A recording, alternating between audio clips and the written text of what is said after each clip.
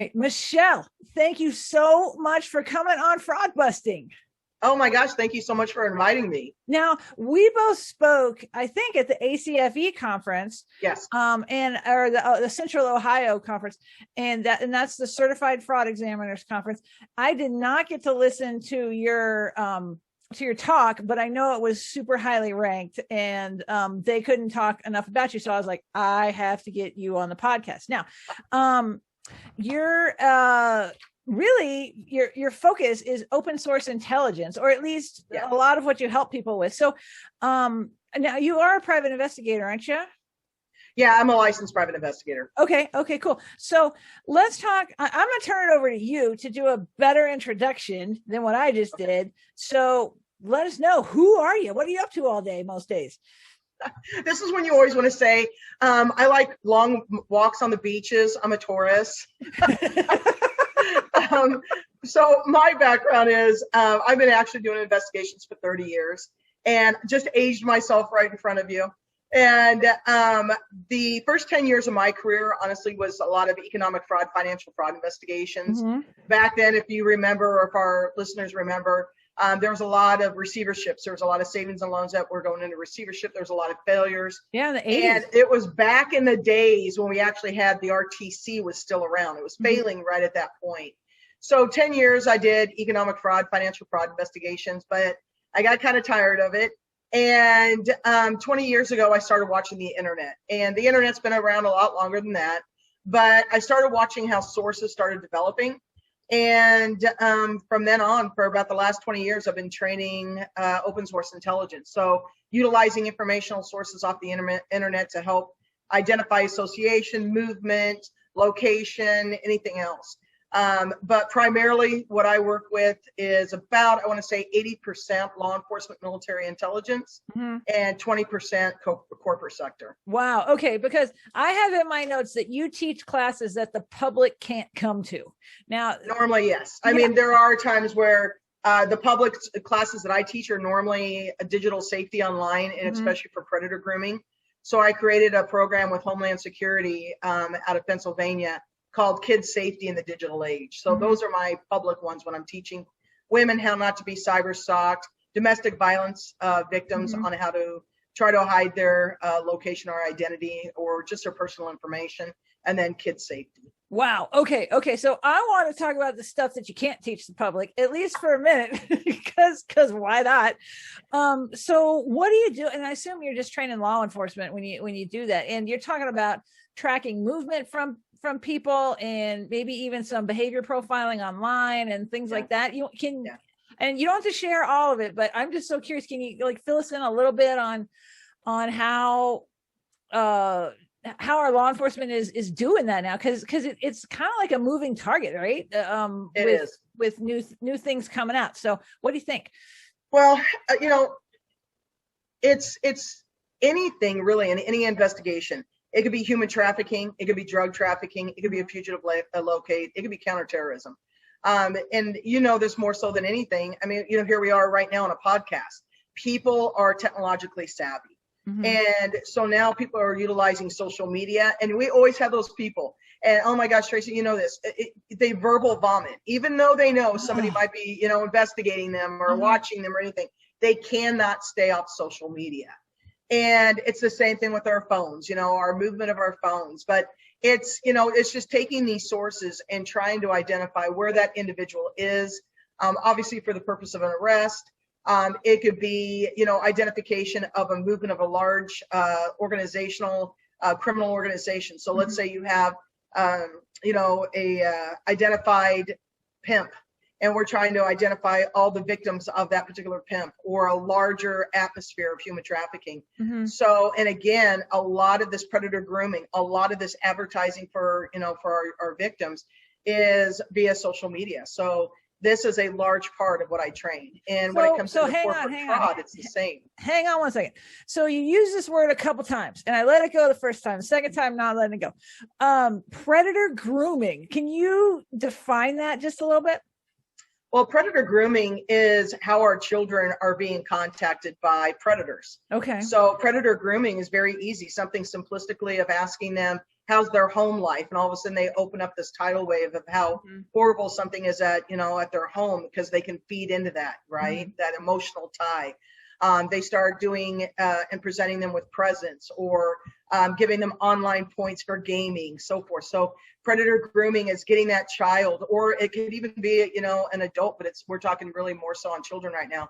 Is getting that child to have a tied type of relationship with them, and then grooming that and making it bigger and more subjective to their needs. Yeah. Wow. Okay. So then, how are you like when you're working with law enforcement, what are you doing with them? I am training them on how to utilize these sources, how to properly search social media, how to be able to identify the correct social media or the correct technique into locating that. And the thing about the internet, it's very fluid, right? It's constantly moving. And so that happens obviously with our sources too. So a source that we could have today, that could be something fabulous in the sense of being able to run maybe a locational data on Snapchat through the open map, might be gone tomorrow. So it's taking these sources, taking it to law enforcement. And it's not even just law enforcement. Obviously, we met through the corporate emerging trends. So that corporate fraud, it's the same thing. We're utilizing those same sources. And so that's what I do is I train law enforcement. I train our corporate sector on how to utilize these sources that you and I can go to just by a click of our fingertips and finding that information that's needed. Oh, wow. Okay. So let's get in. Like, let's say, what would be something simple I might want to do? I don't know, find out what my husband is doing at any particular moment. Now he's a super nice guy, no problems to report, unless maybe there are that I'm not finding because I don't know your sources. So, how would I check up on him? Question. Because that everybody's like, oh my God, what is she going to say right now? I know. I'm so curious. It's God, I hate those, because domestics is one of the worst. I don't like to work because there's so much emotional entanglement involved in that. And there's so many levels of hurt, right? Because it's not just you checking on your husband. Now, if you have kids, it's just an enormous amount of tangled web. And so when it gets to those things, I really hate, but very easily, the biggest way of any movement tracking is obviously our digital devices.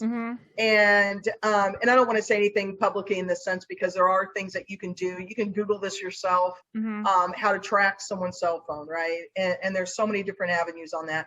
But, let's get away from that, tracking that individual, because I work with domestic violence, and that's like teaching a domestic violence individual, if they were to unfortunately hear this, how to find their person. And so I'm very careful. That's why I don't like to do a lot of public trainings, just in the sense that I always have to consider who might be listening to a podcast or who might be listening to a video, because we don't know where that end source is. And you know what I mean? So I'm really careful on that. Okay. Yeah. And that is totally understood. So what's like your next best tip? My next best tip. Yeah. My next best tip is really understanding our social media privacy terms and conditions, the applications that you're putting on your phone. That to me, in a public situation, is probably one of the most important things that I could drill into everybody's mind. These are little miniature devices. They're little miniature computers. And all of those applications that we're putting on our devices, whether it be onto our computers or whether onto our phone, has a certain amount of permissible purposes. Sure. And I know, Traci, you've seen it where somebody will just say, download and not read, anything. It'll give them all these privacy things, and they do it with programmings. They do it with their applications, and boom, now there's a huge ton. I mean, look at TikTok. Oh my gosh, I could lecture you for days on TikTok. And, that is one of the biggest, most aggressive applications out there that is really taking a lot of information from our devices and not going to the correct individuals. You're calling it aggressive. So can you dive into that a little bit? Well, anything aggressive to me is an application that's taken personalized information from you. And I'm not just saying your IMEI number or your phone number that's associated to it, or maybe even your email address that you provided, right, to be able to get into that. We're looking at the ability to grab passwords, Sometimes read text messages, Oh, incoming wow. and outgoing. Mhm. Look at file folders. There's, the flashlight app. One of the flashlight apps had a big white paper written about it, which it actually turned on, had the ability to turn on your video, your audio, and your camera at any given time without the user's knowledge or confirmation. So you have these applications that people are putting on their phones, and they don't realize the abundance of what you've just done, those permissible purposes to your phone. Mm-hmm.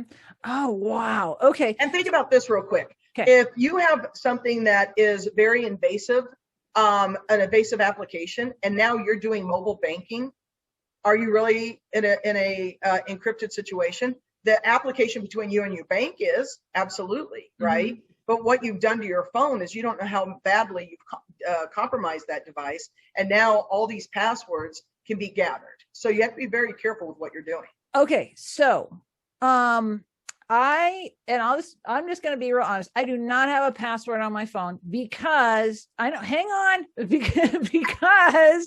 I realize I use my phone all the time, like just all the time, for work. So, but I also don't do Venmo or what's the other one on there? Cash App. Yeah, do that. But I do my banking, but I have one of these things, fob things. So I have a code that changes every minute.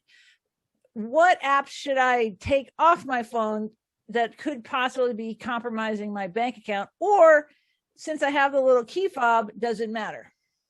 Well, the key fob, what that's doing is it's actually changing your passwords for you, right? Or it's doing that. So what we have to look at is those applications. First of all, what kind of phone do you have? Do you have an Apple or do you have Apple? an Android? Yeah. Mm-hmm. Okay.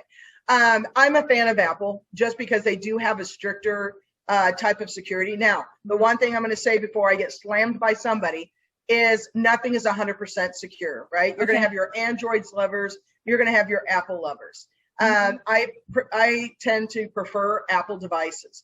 So when it comes to, let's look at Android real quick. Okay. If you were to Google banking Trojans or applications that have banking Trojans or malware infections, you're going to see a high percentage of that really associated to the Android platform. And where that comes across is because of the way that applications are regulated on those different type of platforms, how they're vetted, right? And so when it comes to an application, what application should you remove? I can't really tell you exactly which one, because applications can become infected with malware after being placed onto a phone also, right? Wow. Because there might be something security-wise within the application that's has a compromise.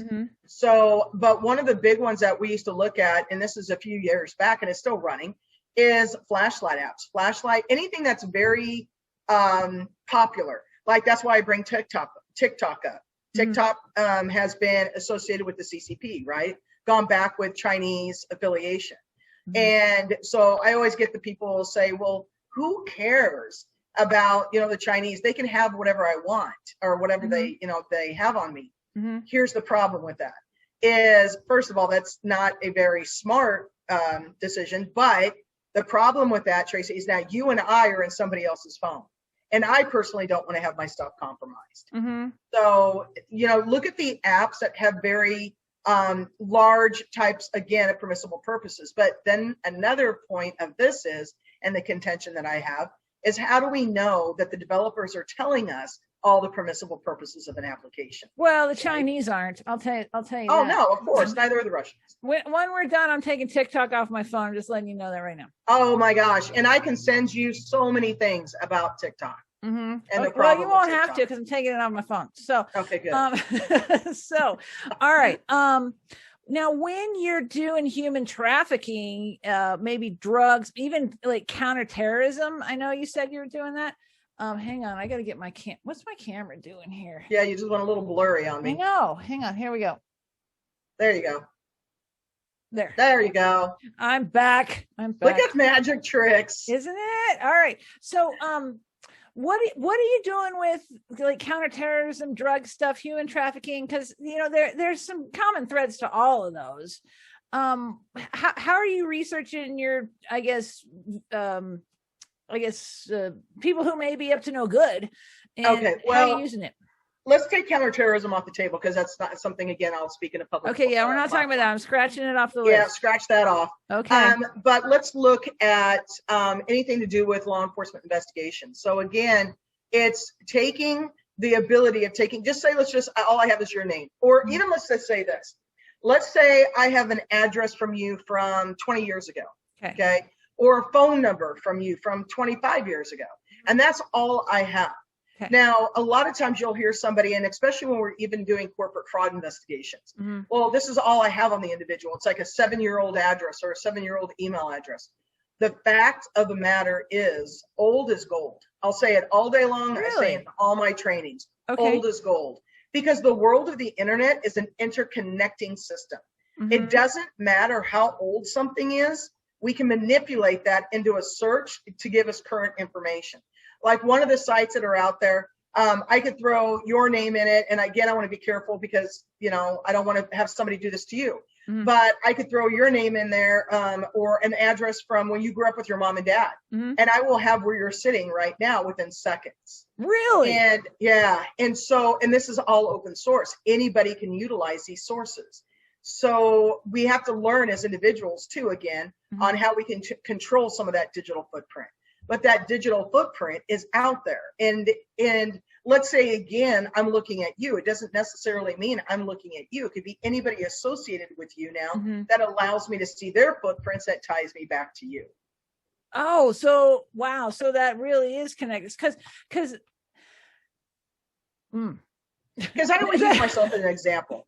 In my class, if you had seen it, the people who are watching this or listening to it probably, if they have seen me speak, I usually profile myself because I don't want to put anybody else in danger. Okay. And so I take an address or a phone number that I haven't been associated to in 23 years. Just disconnected it, never had anything to do with it. And in less than 5 seconds, or the speed of the internet, you will have where I'm sitting here talking to you right now. Oh, because that's how old infiltrates and stays really important to my investigation. Because of all that interconnectivity. Wow. Now, can you say what site that is, or you need to leave that off too? No, you can do. A lot of people know True People Search. It's just one. There's others that I like a lot more out there, but True People Search is one of the ones that are out there that can help you and assist you in locating information on an individual. And this is not only just on you. This is also going to be where it cascades or waterfalls into family relations, associational relations, old email addresses, physical addresses, phone numbers, etc. Oh, wow. So they got everything. Oh, dang. Very rarely am I speechless on this podcast, but just, I think you got me, Michelle. All right. So, let's talk about like profiling and because we had some notes, at least from I have some notes from our talk where you were talking about like how to kind of profile people's behaviors and how they act online and what that might lead to in the real world. You want to talk about that a little bit? Okay. So one of the things I talk about behavioralism is that behavior outside the norm, right? So if I'm looking for somebody and this person is very active on Facebook or very active on Instagram or Twitter, and then all of a sudden there is quiet, right? That's behavior outside the norm. Something is associating that particular individual into being quiet. Either now they're paranoid because they think they're being watched, right? Or, they are maybe trying to trick us into believing that they're not active anymore, or maybe they're moving or whatever the situation is. So I look for that behavior that isn't normal. And my son, here's a perfect example. Okay. When he was going to go to college, and I used to watch his Twitter a lot, right? And I was traveling, and I pulled up. I got to a hotel late one night, and I pulled up my computer, turned on, went to his Twitter account, and he was very proficient when he was in high school. He was always tweeting. Well, that particular day, which was on a Friday night, no tweets that day. Now, in the mind of an 18-year-old kid, they're going to think, well, mom and dad sees this. They're going to think that nothing's going on. It's a boring day in the neighborhood. Right. Now, to me, that was a huge indicator that something was going on. Yeah. That he wasn't being truthful, which he wasn't, and he was having a huge party. But which I found out not through him, but through friends. Uh-huh. That's what that whole associational movement of people, right? Mm-hmm. But that was behavior outside the norm. So a lot of times if they do something, they think it makes us think something else, but it actually tunes me into something that shows me that they're doing something that they shouldn't be doing, Mm-hmm. or they're avoiding something. So that's what the behavior is. Wow. So what's the biggest thing that you found with using the behaviorism? Was it this party, or have you used it like in a fraud case or in another kind of case that you've worked on? Oh my gosh, I've done it in fraud cases. One of the ones that I always laugh about was a case, and this is several years ago. And I always talk, all right, first of all, there's three emotions that people could be manipulated by. Okay. And number one, and this should be something that all of us understands. It's used in all kinds of, look at ISIS, we'll use this, is fear. Fear is the number one denominator. If, you can do anything to anybody if you make them afraid of you or the situation. Yeah. Right? The second one is love and compassion. Mm-hmm. People want to help people. That's what, normally people are kind and they do want to assist. Mm-hmm. And the third is greed and curiosity. Those are the really big three emotions that allow us, and especially in investigations, to kind of skill ourselves. So there was a tax attorney years ago, owned a lot of money. Mm-hmm. And so he started running.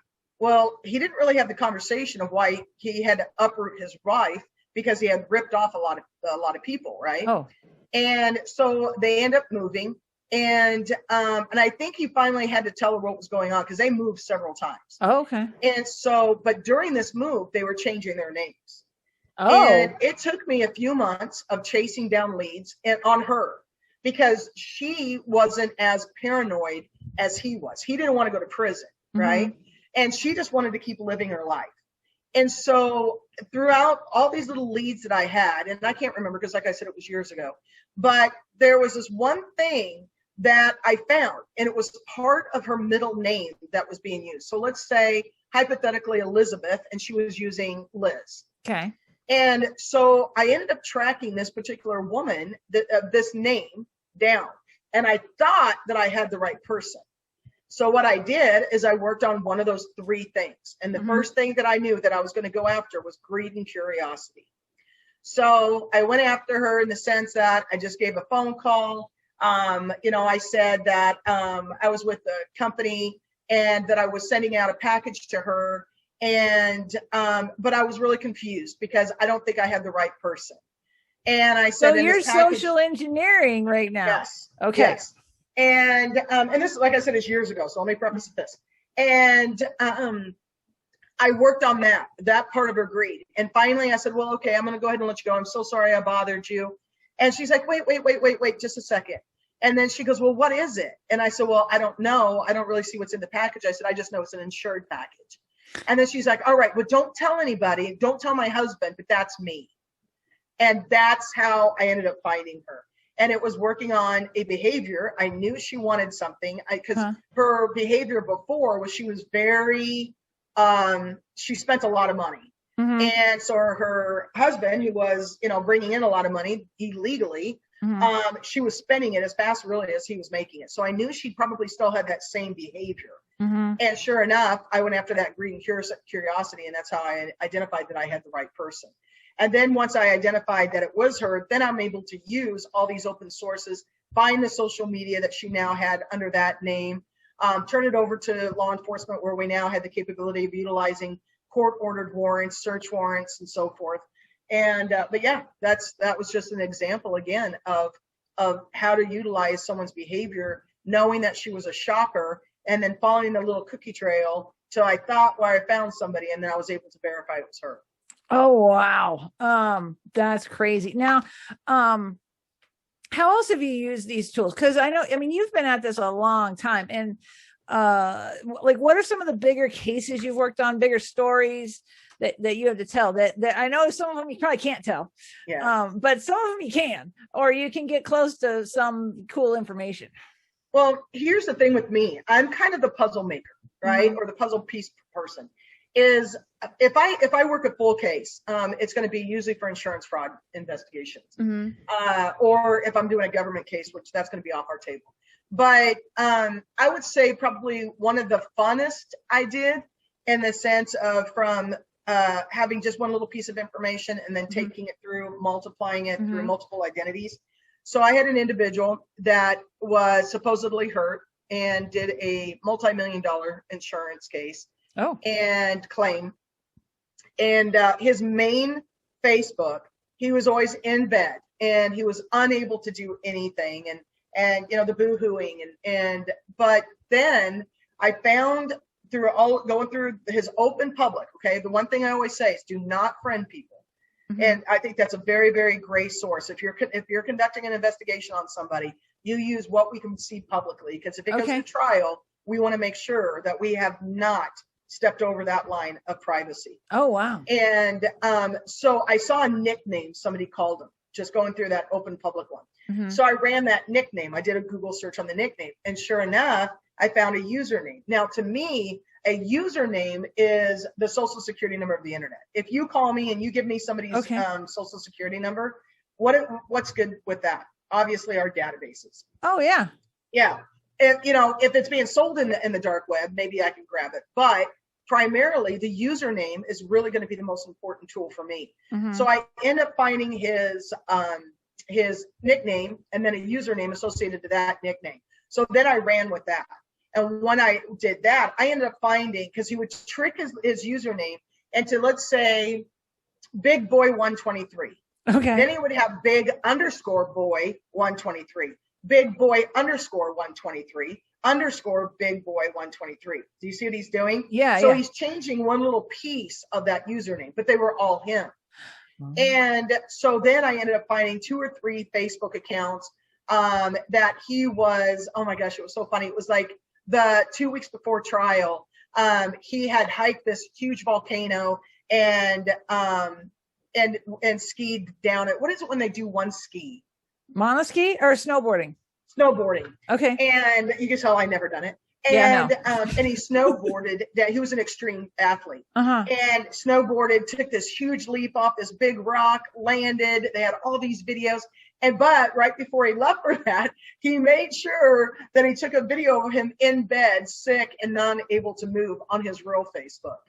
So I was able to find all these multiple social media accounts under his nicknames and other usernames, and they were him. I mean, it was videos of him, and it was girlfriend was in it, and his friends were in it.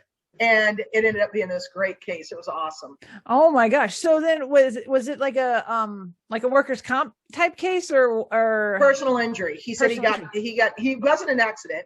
He definitely wasn't an accident. But it wasn't anything that probably would have given him more than a sore neck the next day. There was very minimal damage.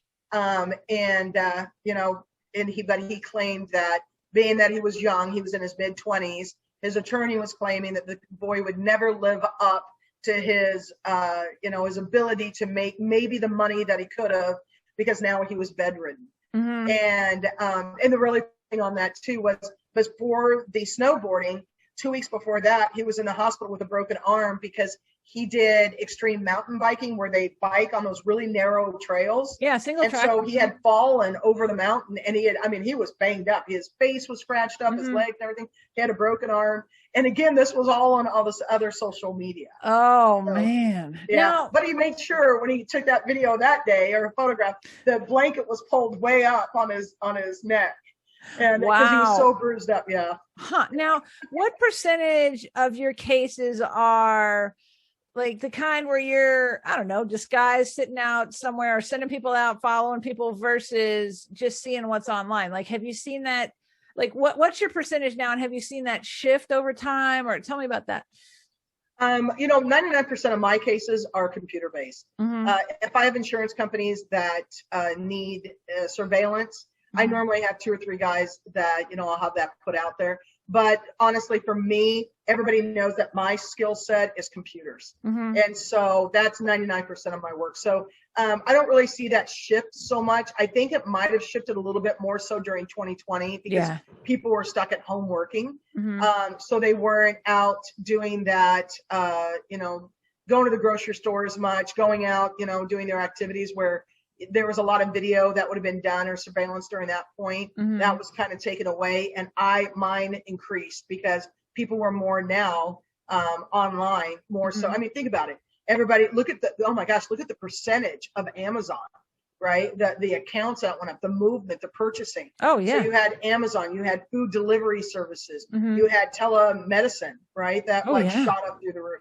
So everything became very central based on our computers and our online type of personalities and activities, compared more so to those surveillances. So you almost had more info on all of us during the pandemic than ever before. It did. It became a lot more active. Not that the work became more active, because now you had people who weren't working anymore either, right? So you have this whole waterfall effect. Now I stay busy. I'm blessed.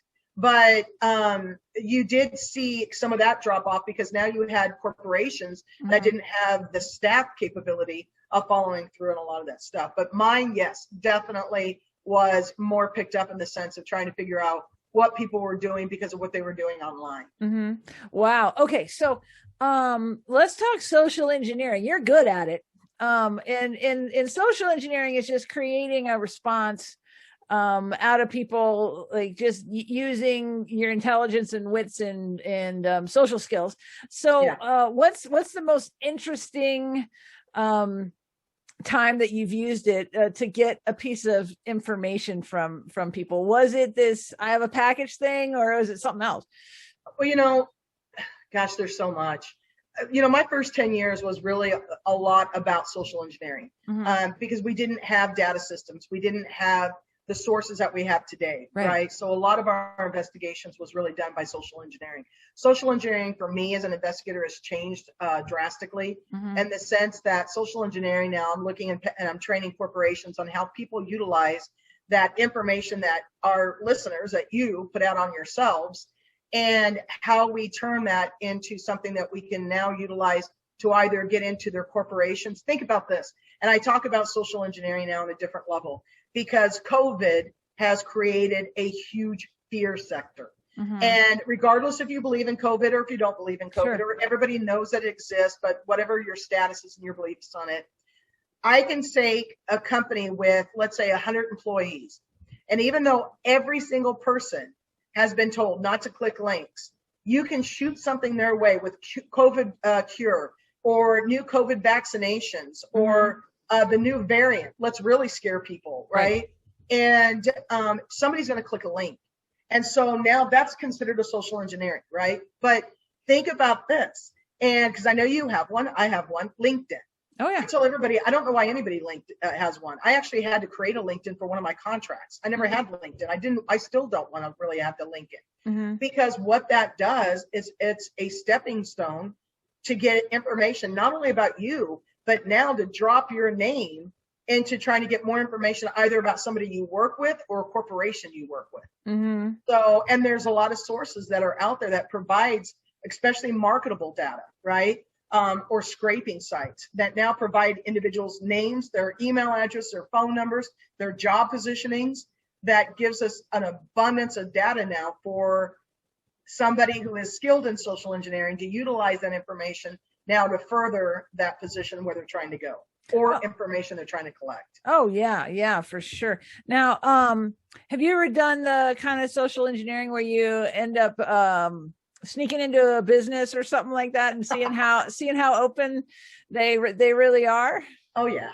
I think one of the funniest ones, instead of doing the business, because I don't want to get a company in trouble. Okay, fair enough. Because I've been hired by companies to see if I can enter into their building, and I have, and I don't want to say how I've done it because then somebody else will do it. Okay, yeah. But I'll give you a personal one that I thought was pretty funny. Okay. So again, there's behavior that we're going to do with this, right? For the engineering, the social engineering. So when Phoenix had their first Super Bowl in town, there was a particular bar restaurant that was having a private Super Bowl party, right? With the players. And me and my two friends, they wanted to go, and they're like, Michelle, will you try to get us in? And, because I'm that person. So I'm like, yeah, let's do this. Let's try. So we pull up, and first thing, there is a line, around the building. It's like hours long. So I walk up to the doorman. I don't even remember what I said, to tell you the truth. And I got us in. Uh-huh. And so everybody's screaming and booing us and blah, blah, blah, right? But we're getting into the restaurant, and that's what I did. I said, I don't really care about the NFL. I don't care about the players. I don't care about the party. I just wanted to get into the restaurant. I know everybody else is for the bar, right? Well, the bar and the restaurant are connected. So there really wasn't a way for them just to stop people going in the bar, because the private party was at the back of the bar. So by getting us into the restaurant, got us into the bar. Uh-huh. So now when we get into the bar, I'm like, okay, so this is what we're going to do. I need to kind of figure out who some of the guards are, right? Mm-hmm. I don't want to hit the front guard. I don't want to hit the back guard, because those are heavily guarded areas. Mm-hmm. So I look for the weak link. And I find out the first guard's name, and I'm chatting him up, and I'm like, oh my gosh, we're just here for the restaurant. This must suck. You have so many people here. And what's your name? Hey, I'll get you a beer after you get off work. I get his name, because now I'm going to drop his name to the next guard, right? Oh, okay. And so I'm doing this, and I'm getting the guards' names. And so I finally find the guard that I'm going to utilize as my weak point. That you're going to hustle? And okay. So I walk up to him. Now I have his name. I'm like, hey, I'll just throw names. Bob at the front door told me to come back and talk to you. And because you had to have a private like a ticket almost to get into this party, right? An invitation. And so I'm dropping the doorman's name. I drop the second guy's name. So I'm talking to him, and you can see he's listening to me, but this is what I did. There's a guy across the first velvet swag, right? Mm-hmm. And he's on his phone. He's a football player. Mm-hmm. And I start yelling, Tony! And his name isn't Tony, right? Uh-huh. And I'm like, Tony! And this guy turns around and looks at me like, what? I'm like, baby, he won't let me in. I talked to Bob at the front door, and I said, you left and you took the invitation with you, and I don't know what you want me to do, but I'm late because of you. And this guy was perfect. And he walked up and he goes, oh my God, I've been on the phone for the last half hour trying to figure out where you were. And he goes, Dave, she's with me. Dave opens up the gate and lets us right through. And it was just, it was because with Dave, I got him to hesitate on telling me to leave, because I knew other people's names. Right. And then thankfully, the guy behind it just went with me, and just like, oh my God, I've been on the phone for a half an hour trying to find you. And boom, we were into the private party. Oh my gosh, too good. Now, so if that guy hadn't gone along with you, what was plan B? I think I would have got past Dave. I had Dave where he was like, oh, I don't know. And I'm like, Dave, I don't know what to tell you. I go, if you want me to go grab my boyfriend in there, I'll go grab him and I'll come right back to you. So I had Dave to the point where I think I would have had him where he would have just unbelted. But I just did a notch up, and I decided to start screaming at this guy unnamed Tony. Well, I'm trying to figure out what I could have done. I'm going to pose a scenario to you. Okay. And let me know what I should have done. So okay. I was at a very, very nice hotel in downtown Louisville, Kentucky. Louisville. Yeah.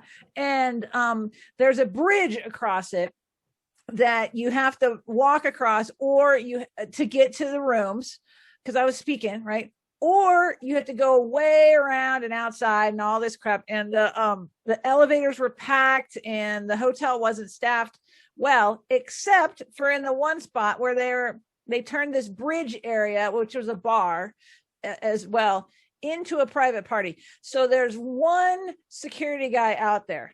And you know how it is when you're done speaking, you're tired, you just want to get to your room and pack your bag or whatever you do.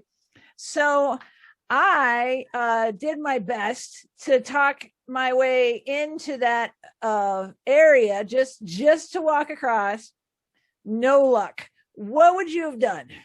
Oh, okay. So I would have immediately acted like I was having an asthma attack, and that I needed to get to my inhaler that was in my room. Oh, and I would have just said, have somebody walk me. I promise you, I don't want to be in this party. Mm-hmm. I need to get to my room. I can't breathe. Can you please get somebody? I don't care if it's a waitress, walk me through. Uh-huh. That's what I would have done. Wow. So you would have faked the disease. Okay. What would well, not a disease, because that makes me sound like a monster. I just couldn't breathe very well. Got it. Yeah, so that's what I would have done, something like that. Okay, so because remember what I told you, three emotions. Love and compassion is what I would have went after on that. You would have went after love and compassion on that. If you had been, I can think of a couple more that I don't want to talk about right now, but how would you have used fear? Fear I don't like to use, in the sense because you don't know how the other person's going to react. Okay. You know, if it would have been something where, hey, I just got a phone call, because I'm looking at the love and compassion again. Something's wrong with, you know, somebody that I dearly love or something. You know, that can cause a fear motivation or, you know, a love compassion motivation. But fear to me is a scary thing to try to enact in somebody, because you don't know how that person can deal with fear. Got it. You see what I'm saying? So now that person could have reacted wrongly, and now you have a massive situation on your hand that shouldn't be, you know, a situation. So the fear I don't like to use unless I'm in a very controlled situation, and it's usually going to be on my law enforcement or government side. And even then I don't even like to do it, because you don't know how somebody else reacts to fear. Wow. Okay. Oh, that's a good tip. So let's get into just kind of last thing here. Maybe specific sites or ways that people can look people up that you're comfortable saying, because I know there's a lot of reasons why you wouldn't, because we got true people search. Any other ways that people should be watching people? We got, you know, changes in behavior on Facebook. Anything else people need to be looking for?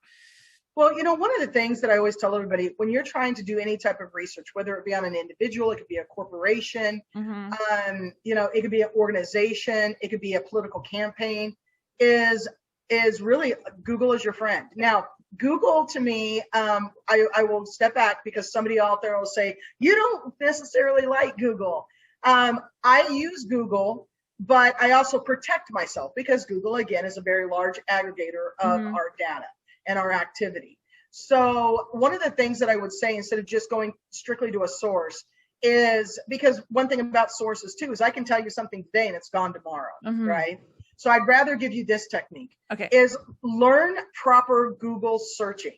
There's things called Google dorking, Boolean search capabilities. And there are numerous ways that you can get more specific result patterning for your individual. And it's by Google dorking. So here's just a quick example. If I was going to run myself, so instead of running Michele Stuart, because if you run Michele Stuart, all you've done is told Google, I need every Michele, I need every Stuart. If I run a phone number, an email address, or a name, always quote that search, because now what you're doing specifically is saying, I only want Michele Stuart. I don't want all Michele's, I don't want all the Stuarts. I specifically need Michele Stuart, right? Another thing that a lot of people don't think about is, and I talk about this in my classes all the time, is weak links. So, and what I mean by that is, if we're looking at a pyramid, okay, if we do a pyramid, and you have kids on this side, you have let's say senior citizens, grandma and grandpa over here, and mom and dad on the bottom. Okay, who's the weak link? Probably grandma. Almost all the time. Yeah, grandma. Kids are always the weak link, because first of all, kids are now being pushed into technology when they're in grade schools with no understanding of permissible purposes or privacy settings or anything like that. A lot of teachers don't even know what the crap they're doing when it comes to that. So kids become that weak link. So identifying children, unfortunately, becomes a huge part of investigations, because if you can find out that the individual that we're looking at, so let's say we have an individual who's a fraudster, we're not sure where that person lives, right? We had a zip code. If I go in and I put in 85044, it's a Phoenix zip code, and I put in plus high schools, I know your daughter's name. I could take your daughter, run them through those high schools, and now all of a sudden I find out she plays softball. Now I go to the school's website and I have the sporting tournaments, the sporting schedule. Now, if you're a very active mom and involved with your kids, where are you going to be? At the basketball game. Yeah, or the softball game, or the soccer game. So it's little things like that, understanding little pieces of how everything's connected and how we can utilize that in our searches. That is probably the most phenomenal thing, because the sources like True People and all these other sites, they come and go. But the fact of learning and understanding the analytics of how we can manipulate our Google searches is what now is a better search capability in a lot of situations, because it's the same thing on how to find these social media accounts as by doing a site index. So example, quote, Michele Stuart quote, right? So Michele, 1L, Stuart, S-T-U-A-R-T. So quote, Michele, space, Stuart quote, space, site, S-I-T-E, colon, twitter.com. What I'm doing is I'm telling Google, I only want you to search Twitter. I don't want the whole. Oh, wow. Okay. And now it's going to give you people by the name of Michele Stuart, give you the usernames, and then people who are talking about Michele Stuart. So if I'm trying to break a phone number, right, or trying to maybe associate that phone number to movement or associations, I had a drug case. The drug dealer, I could not find his Twitter account. So what I did quote 480, I'm making this up, space 555 space 121212, quote, space, site, colon, and twitter.com. And that all has a touch. And I didn't find his Twitter account, but his friend said, hey, if anybody's looking for some bars, some Xanax, hit my bro up with his cell phone. Now I had a personal connection to my drug dealer. Oh, man. Oh, wow. So it's those little tricks that are, to me, sometimes more important than the true source of one site. Oh, wow. Okay. You know what, Michele? You are just, like I said, not many people have made me, no one has made me speechless on my own podcast, but you. So people who want to get a hold of you, because you do a lot of keynotes and a lot of private trainings and a lot of investigations. How do they find you? Easy is my email address is Michele with 1L, and because a lot of people spell my name wrong, so it's Michele with 1L at JAG, J-A-G investigations with an S.com. My Twitter handle is MSJAGINB, like investigation. So it's MSJAGINB. And those are the two easiest ways to get a hold of me. Oh, cool. All right. Well, I hope you're going to hear from some people, because I tell you, no one's going to go unfound with you around. So thank you so much for coming. Oh my gosh, thanks for inviting me. Oh yeah, love it.